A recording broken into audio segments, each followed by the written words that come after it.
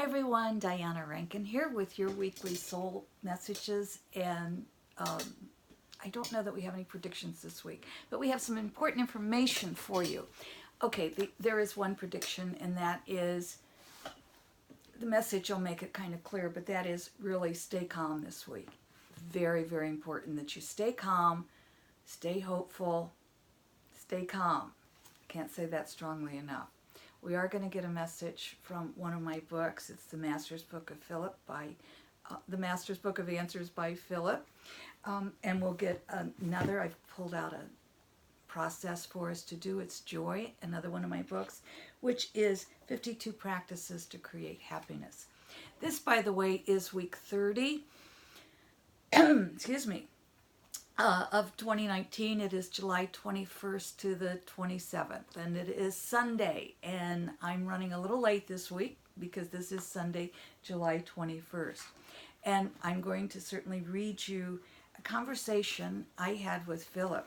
A while back, I was reading what Philip said, and then I stopped because I thought, oh, I don't know that you want me just to read to you. And then a couple of you wrote and said, read us what Philip said. So you're making it easy for me, and I appreciate that. So I need to set up this conversation, however. The other day yes, let me set up the conversation, and I think that will clarify the conversation that Philip and I had. Goodness. All right, let me try this again. I was walking on my land and talking on the phone, and out of my peripheral vision, out of that side vision, I'm on this side of there's a circle. You come down my lane, and then there's a circle. And I was on one side of the circle. I was on the north side of the circle. And on the south side of the circle, out of my peripheral vision, I saw a van. A dark gray, olive-colored van. Maybe it wasn't real dark. Anyway, I saw a van, minivan, not just a van, but a minivan. And I thought, how did that van get over there? And when I looked with full vision, there was no van there. So I thought, okay, this is another one of those moving between dimension things. So I just wanted to ask Philip about it. And so I did. I said, what is this message for this week? And what is this moving between dimensions? And so Philip, here was his answer for me. The human mind has the capability of moving into different dimensions. Fear stops the possibilities. Also, and I think this is important, until one is sufficiently prepared, it is not wise to do so, as there are forces that can harm as well as forces that can give greater understanding to the universe. So this isn't something we necessarily want to do until we're prepared, until we're ready. It is always wise to be connected, and here's how we prepare. It is always wise to be connected to the consciousness of love. This keeps harmful forces at bay. And then I said, that which we dwell on is that which we create in our world and in the greater world. And Philip answers, this is so. It begins in thought and must be taken into context and then action. Me, what do you mean must be taken into context? I didn't understand what that meant. So Philip answers, to understand what action is to be taken, the circumstances that form the thought must be taken into consideration. Me, I get it. So if we have a thought, like I did, that there was a minivan parked in my lane, before approaching it, I should ask myself, what was I doing at the time? What other thoughts were going through my mind? Why a minivan? And so on. Philip, yes. When you look at the context, what conclusions do you draw? What, if any, action should be taken? And then I thought about this, and I answered, I was thinking about my big brother and also speaking on the phone to a friend about different dimensions while walking on this magical land where I live. Then I went on to say, I'm beginning to get what you mean by context, Philip. My mind probably jumped ahead in time. My brother is coming to visit in a few weeks. I'm laughing about what vehicle I'm guessing he's going to show up in. In this case, there is no action to be taken. If in any way I felt threatened by the minivan, or if my thoughts had been on the need to protect myself, I then would take steps to do so. Philip, silence. Me, I feel you smiling, Philip. And then Philip answers, when the student is wise, we smile. Me, thank you, my teacher and guide. I give you this conversation because I think it's important, because I think many of you are starting to move between dimensions and having these interesting occurrences. But it's also true with any thought that we have. We want to step back before we take action, and very quickly, what are our thoughts about that action? If if the context is fear, then perhaps we need to get out of fear's way. If the context is laughter, then we can just laugh about it. So we have to put those thoughts into the context, which I had never thought of before myself. And maybe we do that automatically, but I think a lot of times we don't do that. So if we put those thoughts into the context, then we know what action to take. And this is true of whether we are taking action for a solution in our businesses, where we take action for a solution in the political scene, in our personal lives, in the bigger picture. We need to put our thoughts into context. Now, that said, I want to give you our process for today.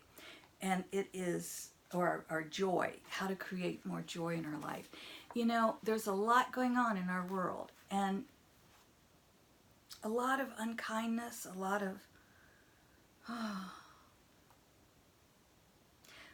of really horrific things going on in the world.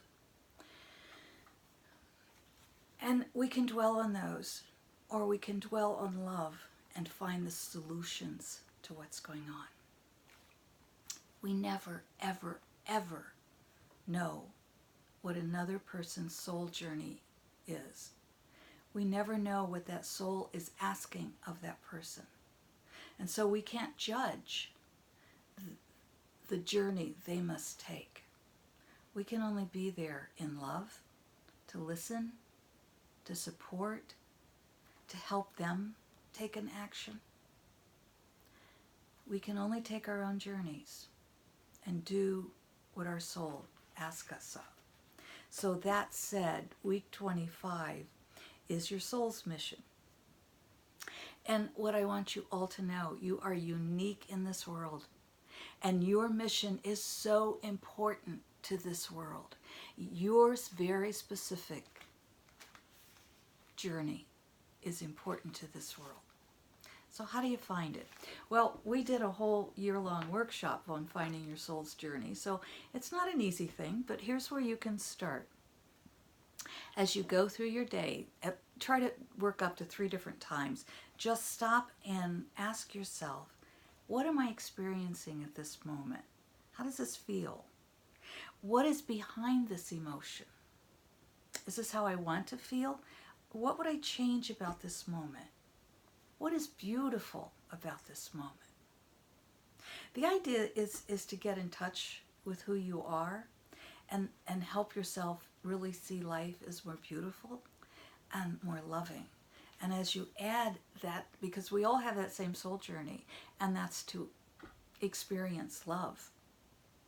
And it's how do we experience that? Because that's what's going to help the world.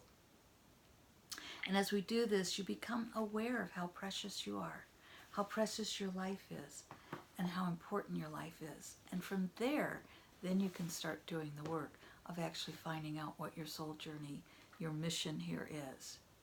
It'll have to do with love. Let's get a message from Philip, shall we? Okay, as you know, this is an oracle book, and each page has a different wisdom on it. So we just think left page, right page, and we just kind of flip through. You ready? What are you thinking, left page or right page? And there we're going to stop. I'm really getting a mixture here, but I'm leaning toward left, and I'll give you the right page message as well. But this is our left page mess. This is our actual message. Your understanding of the answer is greater as you grow.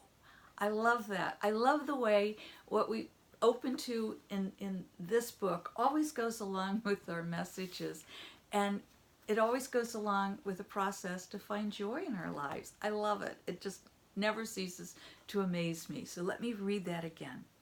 Your understanding of the answer is greater as you grow. I love it. And this is true too. This is just another wisdom. I've given you a message. This is our wisdom. Courage is not yours unless you have first faced fear. Courage is not yours unless you have first faced fear. It's not about living without fear. It's not about living without anger. It's not about never getting upset or crying or stomping our feet. It's about not living there. It's about bringing ourselves back to that place of love. I love you, my friends.